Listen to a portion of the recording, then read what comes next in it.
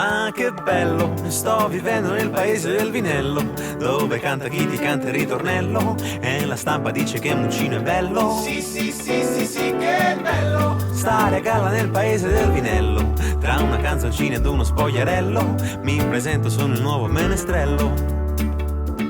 Siamo condannati a stare dentro le monovolumi ad aspettare che si faccia verde, mentre i cavi dell'alta tensione ci ricordano di quando saltavamo sulle corde.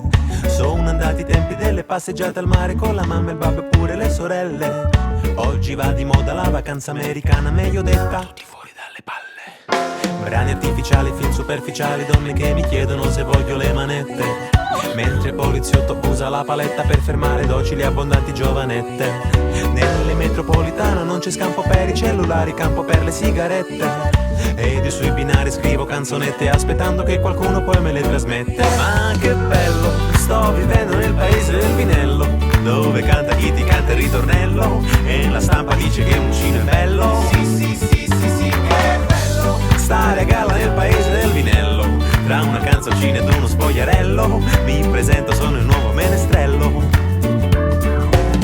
Nel paese del vinello sono tutti andati a vivere 3 metri sopra il cielo.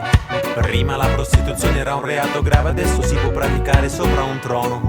Basta avere tanti amici giusti, giusti intenti, giuste facce, giusti gusti inusuali. Tanto mi dà tanto, quindi canto quel che conto, sento che cambierò gusti sessuali. Ma che bello, sto vivendo nel paese del vinello, dove canta chi ti canta il ritornello, e la stampa dice che Muccino è bello. Sì, sì, sì, sì, sì, che bello stare a galla nel paese del vinello, tra una canzoncina ed uno spogliarello. Mi presento, sono il nuovo menestrello. Mentre tanto c'è la moglie di Costanzo che decide chi sarà famoso per l'estate. Il reality di turno mi delizia a cena messo in piedi con celebrità avanzate. Ecco il mio giornale, ma non è più il mio giornale perché non c'è una colonna intelligente. Solo strani articoli di articoli in regalo, e la malavita canta allegramente.